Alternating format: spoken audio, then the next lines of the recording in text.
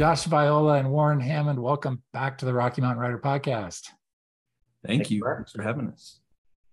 Great to have you back on. Exciting news, lots of exciting news. And we're just going to dive right into it because Denver Moon, the whole series, finally reached the trilogy level, which of course is very important in the fantasy, sci-fi, speculative fiction world, right? Oh, yeah. Big number 3. Big number 3. And the brand new title is The 13 of Mars, a great title. I love it. And it's due to launch. We're talking on October 4th, but it's due to launch next week. So it's imminent. October 11th. Yep. So for those who don't know, and I'll start with Josh, is why don't you just set up this world, which started a couple books, well, obviously a couple of books ago because it's number 3, but a couple of years ago, The Mines of Mars, right? I think maybe 2 or 3 years ago. More than that, I think, actually, at this point. Okay. I think we probably started working on this maybe 2015 or 2016. Because, I can't remember the exact date that the first one came out, but it might have been 2018 when the first book came out. But we started it a while ago. It's Denver Moon is kind of a pulpy noir detective series based on Mars. Denver Moon is the protagonist, the lead character, and she's just a badass detective, and she's assisted by her AI sidekick named Smith, who's kind of installed inside. He speaks to her in her mind, but he's installed in her Smith & Wesson that she wears on her hip. We've established a number of fun characters, and the first book was about finding her long lost grandfather. There was kind of a red fever was what we called it, which was this boy, Slack is just killing me. I'm getting distractions left and right. Sorry about that. The first book was focused around red fever and what that was, and they believed that there was some sort of like a virus that was spreading on Mars and turning people into bloodthirsty killers, and she was investigating that. And then there was some conspiracy with the Church of Mars and what that meant, the political kind of structure there. And we led into that in book 2 and dove deeper into that political structure.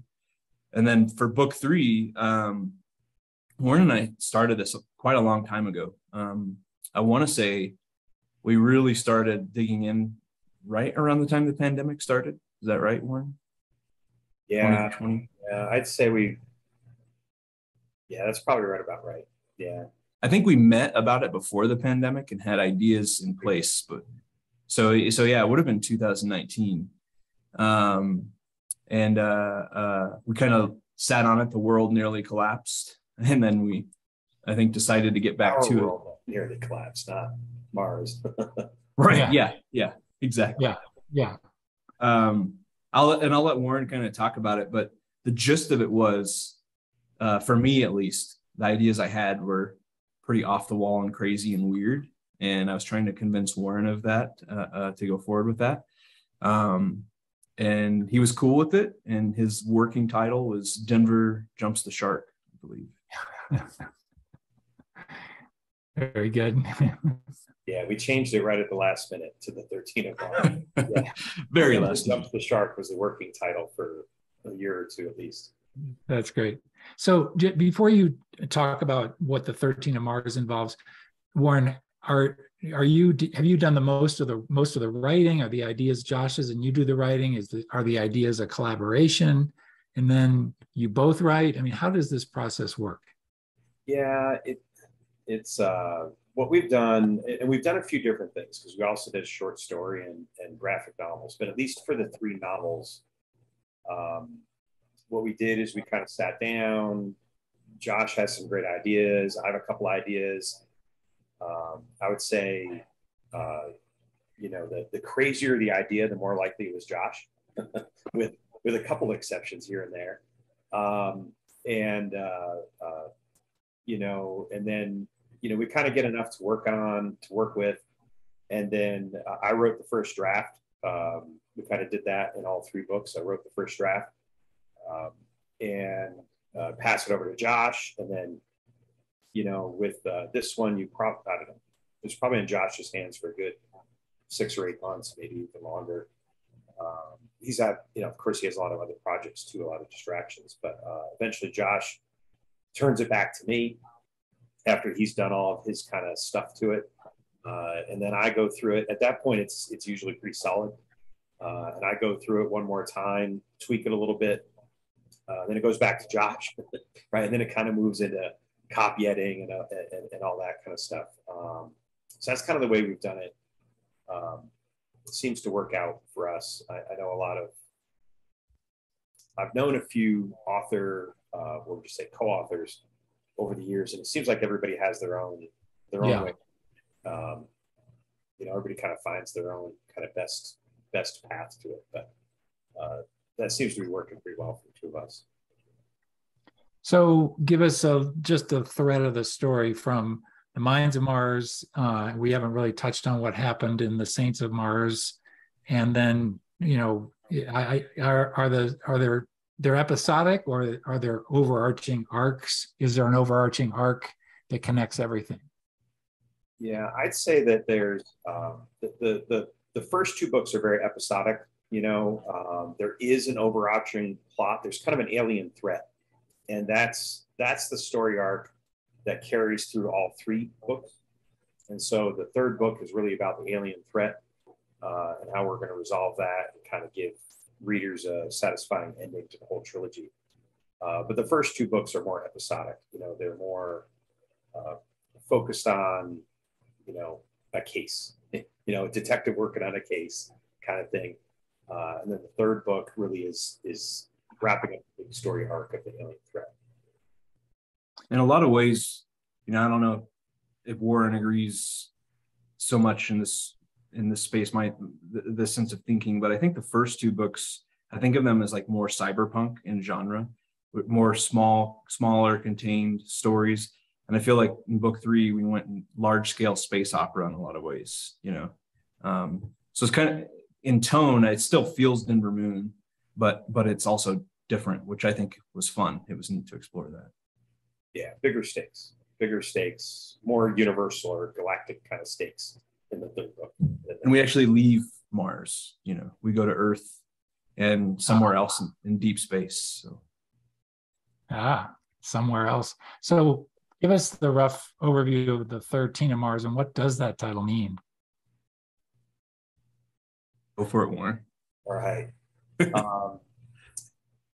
What we did with all 3 books is the subtitle doesn't really become clear what it means until pretty close to the end of the book. So I don't want to do any spoilers on that.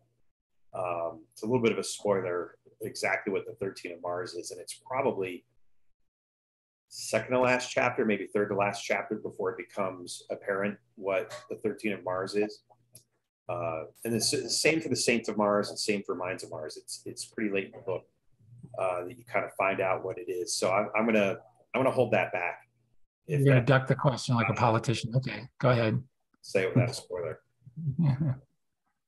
Okay, but give us the what does take this story off of Mars? What is happening that prompts the side trip to Earth and then the other unknown corner of space that the story heads to? Yeah, well, we have a villain who shows up in all 3 books. And I would say this character is not the primary villain in books 1 and 2, but is very much the primary villain in book 3. Dr. Werner, who's an alien, kind of on Mars, and he has left Mars. So he's been kind of, what would you say, ostracized from the alien race, and he's gone back to Earth. And so that's kind of the impetus for Denver to track him down, kind of figure out what he's up to. She's also trying to rescue her grandfather at the time. And so that gets us to Earth. And that was kind of fun because in the first 2 books, we make a couple references to Earth as just kind of a destroyed, humanity killed it. Humanity, took some bad choices, and the Earth is basically uninhabitable. And so we got to kind of find at least a community that has survived there, and got to explore that a little bit. But then, of course, when they get there, they need to talk to the real aliens. So then that launches us off to a third location out in deep space. And then it wraps up at the very end, back on Mars. Wow. Sounds like a blast. Yeah. The fun thing, the book is very, all three of the books I think are very sensory. Denver Moon's character is colorblind, and that actually plays a pretty substantial role in the first two books and the graphic novel and everything, and why it kind of helps make her such a good detective. And so we wanted to change that up in book 3. So she, I guess it is a slight spoiler, but in this book, she has severe blindness. We actually play with that, where she completely loses sight. And then we give her a transplant. So she's finally able to see color, and the transplant's not human. So it opens up some new possibilities there too. Oh, wow. So. Wow. Well, I was just about to ask if her character changes throughout the 3 books, or if that was an important thing to you. Do you want to leave her at the end of 3 books in a different place than you started? And I think you just answered that question. At least physically, does she change emotionally too? Were you going for an arc there too, or are you just going for the bigger story and solving these problems? Yeah, that falls into spoiler territory a little bit too, but we've definitely played with that. I think across her character, across all of the books. In the short story that kind of introduces her, the prequel, that's very much focused on her perception of what artificial intelligence is and means, and if it's actually a sentient consciousness as opposed to just a program, right? So and she has major growth that we see there, and we transition that, I think, more so with the alien perspective, and we see some growth there, and acceptance of others, and her friendships, and so on and so forth. So in that sense, that's the growth that I've really seen. I don't know if you want to add to that, Warren. Yeah, no, I think in each story, she ends up in a different place emotionally than she started. For the most part, it's through growth, accepting I wouldn't say she's an excessively judgmental person, but she's an action taker, and so she makes quick judgments, and I think we do, whenever she makes a quick judgment, we're usually pretty quick to throw it in her face that maybe she's wrong. And so I think in each book she has some revelations and some growth moments. She's definitely, I think she matures a lot throughout the 3 books. Yeah, definitely. Yeah. So I'm the oldest one here. I'll just say that, and I know for a fact that, at least when I was a kid, talk about Mars and life on Mars and reading books about, stuff happening on Mars, fantasy, science fiction, whatever. It's just totally implausible. That's how old I am. I was, way back when.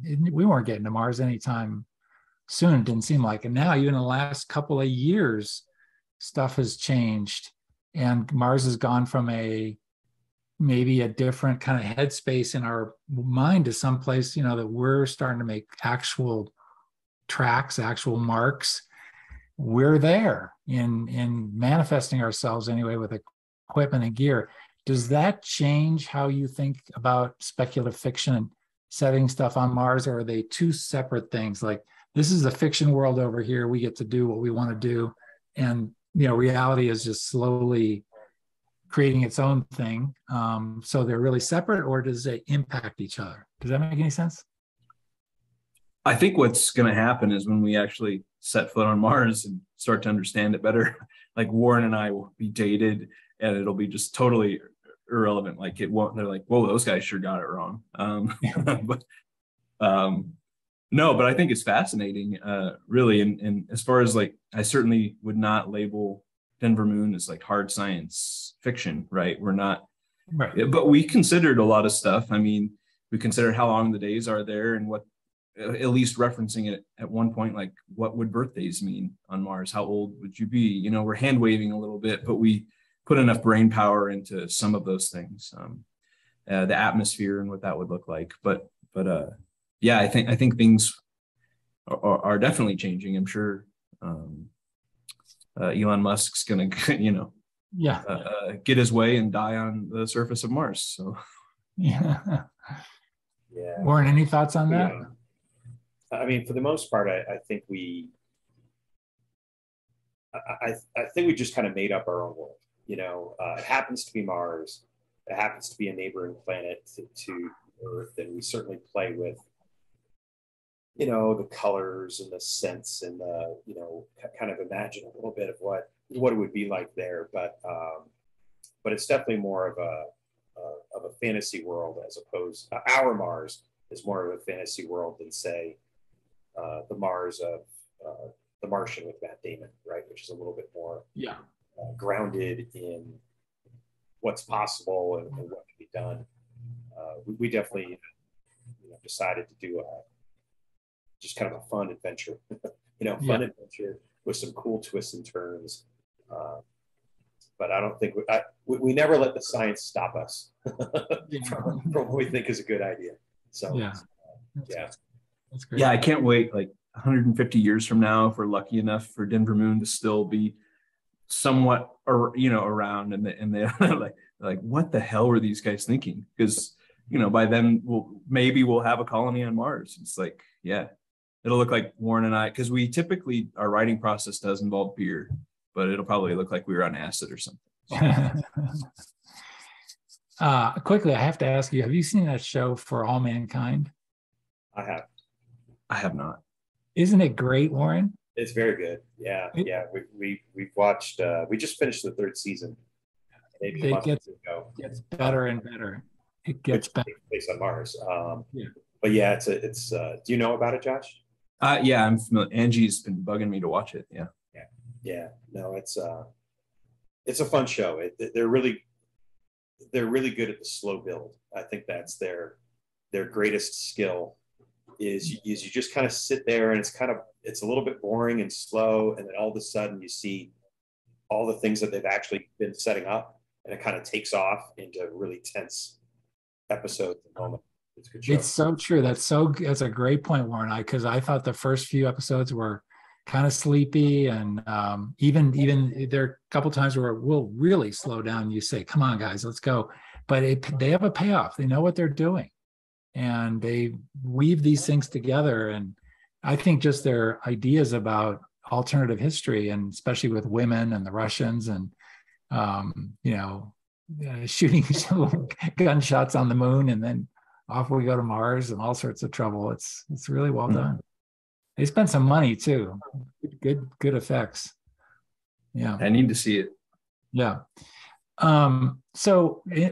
Just pulling up your books today before we started chatting. I mean, you guys have great reviews, star reviews from Kirkus, Publishers Weekly, on and on. Great quotes. Stephen Graham Jones, one of the funniest blurbs I've ever read. Just some really nice reviews. And what I wanted to ask you about is what are some of your suggestions, or what do you do around marketing, around getting the word out? It's a tough business. Yeah, I think, since the pandemic, things have certainly changed. I was sad to hear that Book Bar is shutting its doors. So that puts a nail in the coffin for everybody, especially for them. That's unfortunate because it was such a good spot. But, local events, obviously, conventions have been great. But the first two books, we were a little more experimental. We had that beer, the Red Fever beer that was done by Black Shirt Brewing. so that was cool. We got to work with them, that collaborative process. We did something because this series is very much, for me at least, it's like Blade Runner meets Total Recall. And so we did a screening of Total Recall at the Alamo with but I think that was book 2, right? Our second book event. Yeah, it's all a blur. That's all a blur. Yeah, I want to say it's book 1, but you might be right. Yeah. So, but conventions, a lot of different conventions, not just your typical ones, have been great to just meet people. And we've actually developed, seriously, no joke. Today, I had a pest control guy come, and I answered the door, and he was like, "Oh my God." He's like, I have your Denver Moon books. And he was just super excited. So that was neat because, and he told me he met us at, I think it was Comic-Con. It's great. But kind of cool because we have, even though it's a little fan base, we've got people that are reading it and excited for it, and they're coming back for it. This year, we're as far as like actual events, we're just looking at the Tattered Cover, which is great because I haven't been there in a couple of years, again, because of the pandemic. So I'm excited to have something there and have a little fun. And what's neat too, we have a soundtrack for Denver Moon, CD soundtrack. And that's by, most of the music is by Clayton of Cell Dweller. And he scored a lot of video games and a lot of movies, Transformers, Teenage Mutant Ninja Turtles, Killer Instinct of the video games. So we have that, and I'm trying, and I think that we're going to be able to get him out here for the Tattered Cover event. So wow, that'll be neat. Yeah, you think in multimedia, Josh. You just instantly think in how to have this story manifest itself in a variety of ways, which is very cool. Oh, Must be a lot of fun. Must be a lot of fun. Yeah. What happens when you're a nerd? You have no life. But thank you. Yeah, that's awesome. Yeah, so let's talk about that Tattered Cover event, because I know that's not for a couple of months in mid-January or so, but you have a number of Hex Publisher projects which are going to be kind of all scooped up into that one event. So can you just run down the other items that are going to be available that night? Sure. Yeah, so calling it like a Tattered Cover multi-book event. I think it's called the Hex Publishers Takeover of Tattered Cover. Oh, I like that. That's good. I'm going to use that. So yeah, it will all be Hex Publishers releases, those that are actually releasing all the end of this year, starting from Denver Moon on. We have quite a number of them. So that's the first is obviously Denver Moon, the 13th of Mars. And again, I'm hoping that Clayton will be out there and we'll hopefully rope in some of his fans that'll attend for that. Then we have next up is Mario Acevedo's Cats in Quarantine, which is if nobody's familiar with that, during the pandemic, he was doing a daily little cartoon of cats living out their lives in the pandemic, and it was funny, and everybody on social media came to expect that. So I compiled his favorites, and we're going to have that out in print later this year, or actually later this month, I should say. It's the end of this month. Terrific cartoons, just absolutely terrific cartoons. Yeah, hilarious. Yeah, really good stuff. Yeah, and he got Peter Heller wrote the introduction to that New York Times bestseller, so that's cool. Nice. The next one then will be Confessions by Sean Eads. He's if you're not familiar with Sean, he's a good friend of mine, Shirley Jackson Award nominee, Colorado Book Award nominee. So his is a very serious literary novel that's about a day in the life of a guy who's basically a funeral director, and going back home to put on a number of funerals for people that he knew. Very serious novel, very well done. So I'm excited to put that out. Very different from what I've released through Hex. And then we have the re-release of my original novel that came out a decade ago, and that was not planned. I just actually realized that in some of the reviews recently that I put that out a decade ago. But the Bane of Yoto, and I roped in Mario. I actually rewrote the whole thing during the pandemic, and then I wanted to have Mario edit it. And he looked at it, and he just started throwing out some really neat additions and ideas that I hadn't even considered. And I was like, you know what, let's just write them in there and we'll just make this a collaboration. And then that features some art by Aaron Lovett, a new map, some really cool stuff. And then we have the prequel to that, which is a short story prequel, but I am going to do it in print.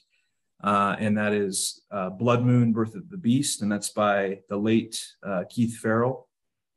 He's a New York Times bestseller, and I had featured him in a number of anthologies from Hex. He was a good friend of mine. So yeah. So Bane of Yoto, Blood Moon, Confessions, Cats in Quarantine, and Denver Moon. Wow. It's a 4-hour or 5-hour event, I think it sounds like to me. Oh God, no. I'm just kidding. Unless they have alcohol, then we'll go that long. Yeah. Which the new, the new tattered cover, by the way, has a bar. Did you know that? I did not know that. Wow. Yeah, the one in Westminster. Oh. The one by the Dollar Theater, Warren. Which one? The one by the Dollar Theater. You know what I'm talking about? Oh, yeah. Okay. Yeah, the one that's I got you. The Westminster, right by the Alamo Draft House. Yeah. Wow, fantastic! What an accomplishment, Josh. Your track record continues to grow. So many awards and nominations and credits. Your reviews are uniformly fantastic. The high quality stuff you're putting out. Thanks, appreciate it. Yeah, well, I really am lucky to work with so many good people. I mean, there's a reason I surround myself with people that are more skilled and better than me, and they like me enough to give me a chance. So yeah, it's pretty cool. Yeah. And there's a lot of talent to draw on in the Denver area for sure. Yeah. Oh yeah, definitely. Yeah. Great. Well, I happen to know that there's also, as if this wasn't enough, that there's also another thing out there which it's hard to believe, but could actually swamp everything we've talked to up to this point in terms of just, scale, ambition, and really getting into basically the national consciousness around epic fantasy stories that we universally admire. So I don't know how to set it up, but perhaps you can, can drop the bomb. Yeah, so I did get the okay to share some info about this. So this is like, I feel like a Rocky Mountain Fiction Writers podcast. Like this is the biggest news we're ever going to break. Yeah. This is episode 300 and something. So here we go. Awesome. Cool. Yeah. Very excited. I was recruited. I used to work in video games before I started writing. And my old boss, who was out of Boulder, pulled me into this project. It's called the Unioverse. So it's a new video game franchise that's being launched by the creator of Grand Theft Auto, Donkey Kong Country, Crackdown, a number of video game, big sellers, essentially. And they've roped in some fantastic talent. Brent Friedman is the narrative director. He's the guy behind this Star Wars, the Clone Wars TV show, Star Wars Bad Batch, a number of Star Trek stuff, Twilight Zone, and he's written for Halo 4, the video game, Call of Duty, a number of big projects. Super cool guy to work with.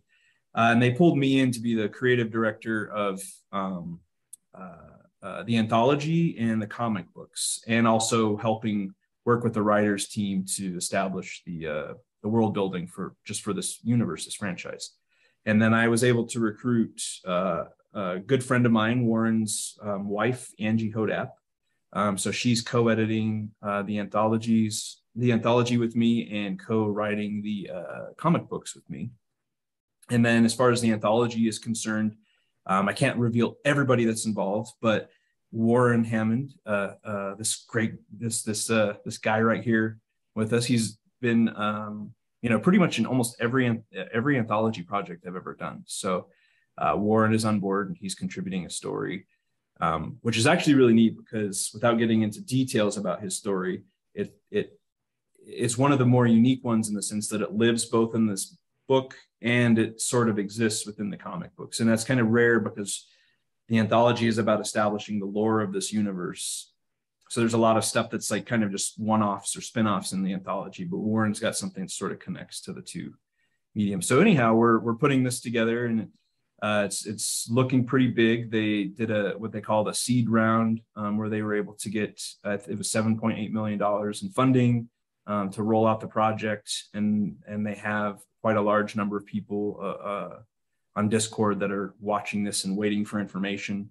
And they will be developing game assets for the Unioverse, building the story world, the characters, all of the stuff that comes along with it. And then they're going to be putting that out there for other video game studios to build games related to this universe across multiple platforms. So we should start to see content Q1 next year, I think.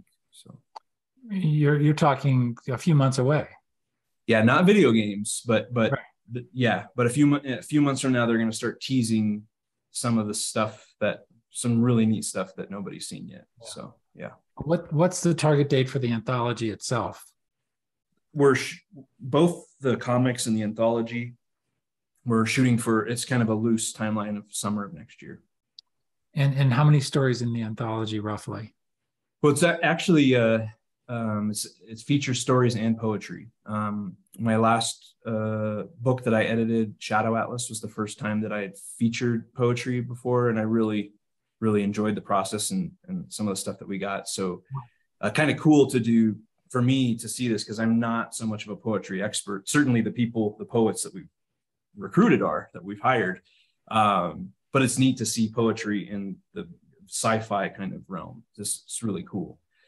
So anyhow, there's I want to say there's 15-ish stories, and there's going to be like another 5 or 6 poems that are tied into this universe. And the stories vary wildly. They as far as content, the whole thing that's about the Unioverse it's about connecting civilizations, they're light years apart. So it's playing with a lot of unique concepts. It's pretty cool. So there's a lot of neat stuff in there. Some of the stories vary. I think 3,000 to 5,000 words. One of them is 9,000. So it'll be a pretty hefty book. Wow. And are you the designer who then gives rough ideas to each of those writers? I'm talking about the anthology now, not the video game, but who's coming up with the master plan and imagining all this stuff? Well, we have Random Games is the name of the video game company that's doing this. So we have a story team involved. Brent Friedman, who I mentioned, and Andy Baker lead that story team. Andy's done stuff in the past with Stan Lee. He's got a history in comic books primarily. So they're leading that. Angie and I are working directly with them. We have 2 weekly Zoom calls with them and then we're on Slack together constantly working out ideas with the rest of the team. The art team plays a big role in this project. So they're developing concept art and stuff that evolves and changes that. So we have a live wiki that we're constantly updating. Wow. For writers to reference. And we have what we call story starters, but it's pretty intense. We paid, I probably can't say what we paid the authors, but we paid very, very well. The number's pretty crazy.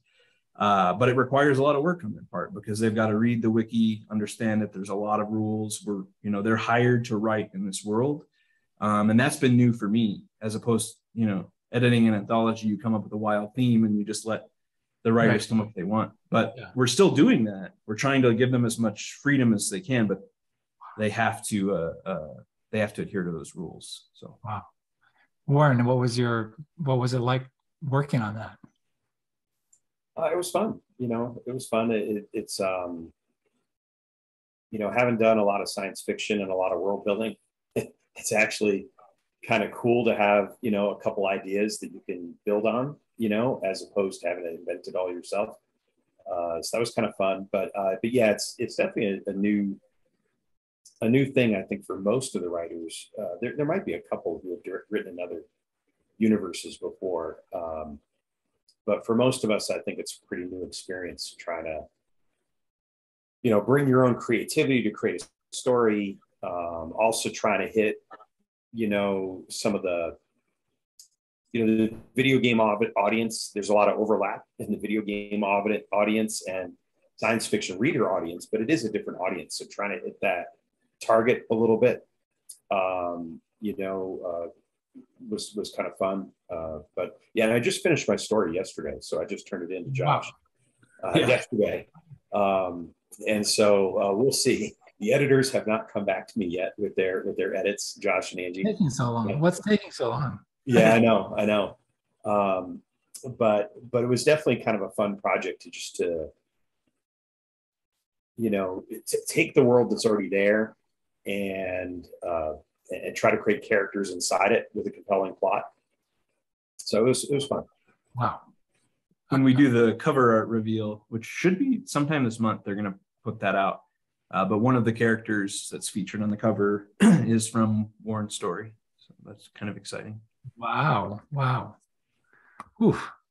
Okay, Josh, you got this world where Hex Publishers, where you're overseeing all the art and the design, the interior design, the ideas, packaging it all up, marketing, distribution, the whole bit. Now you're doing some of that, but you're also into a kind of larger world where you've got some heavy hitters calling a lot of shots. And must be a different feeling. And you're busy enough to begin with. Now you got this. Yeah. Well, Hex, the beauty of this is that this is a collaborative release with Hex. So Random Games has given me a lot of, not so much control, but a lot of freedom. And I have a say in everything. So it's very collaborative. But yeah, there's an art director for Random Games that I'm working directly with, and a whole art team. One of the artists, the main concept artist for the team, he's producing some beautiful artwork. So he's actually going to be doing. There's a game called Star Citizen that's pretty popular. I think he was like the lead artist on that. He's doing all of the stuff for Random Games. And then after all of the stories are done in the anthology, he's going to illustrate. So every story will have a cool illustration from this game artist. But, I'm working with those guys and everybody's communicating. I'm on their Slack channel, so it's pretty much nonstop. Wow. But it's fun. It's stressful. There's a lot of stress involved, but I guess I'm just, I like it because I can't wait to see what this thing turns into. So it's fun. And don't video games typically take years to write and put together? We're probably not going to see the first game from this until I would say 2025, honestly. Okay. But that's sort of the point, is they're building this community that's following it, and they're going to be doing quarterly drops of content. And the other cool thing too, which is a little harder, I'll have to share the website with everybody, but all of this stuff that they're developing now, they own the rights to the lore, but they're giving out content royalty free for any user to take their characters and build their own games out of it and put it out there and sell it. They can sell it, and they have this new structure in place that's really creative, really new, and they're really trying to redefine what the gaming market looks like. So. Wow. Well, my head is spinning. It's just fantastic. It's just, I just think it's terrific. It just sounds so exciting. It sounds like it's just going to go a million different directions, and it's going to lead to who knows what. It could go so many different ways and be you could really put your foot down and create a space in this world that could last for a long, long time, it sounds like. Yeah, that's what we're hoping for. It's pretty cool, pretty exciting. Very lucky to be involved. I'm very humbled by it. It's pretty cool. Yeah. Well, you guys, thank you for sharing the news here on the RMFW podcast, and congratulations on the 13 of Mars and the completion of the trilogy. Just wrapping that one up. Is Denver Moon coming back again, or is the trilogy it for her? Do we know? I think I think Warren committed to another 12 books, maybe. That makes sense. Yeah, the 13 of Mars. That's what the subtitle really means. Yeah, that's good. 13 more books with Josh. Yeah. No, You have to write the 12 books that take place between the Saints of Mars and the 13 of Mars. You just have to fill in. Yeah. No, I think we figured that this is the end, but you never know. The only thing inspire us. Sorry. No, go ahead. The only thing that we've sort of teased amongst ourselves, which I'll share, I don't know if we'll get around to it, but we have kind of floated the idea of us editing an anthology where other people are writing in the Denver Moon universe. So we'll see if we ever get to that, but that's a possibility. Wow. The ever expanding, ever creative world that you've got going, Josh. Fantastic. And congratulations to you both. Thanks for jumping on the Rocky Mountain Writer. And we'll catch up with you again real soon. Thanks, Mark. Thanks, Mark.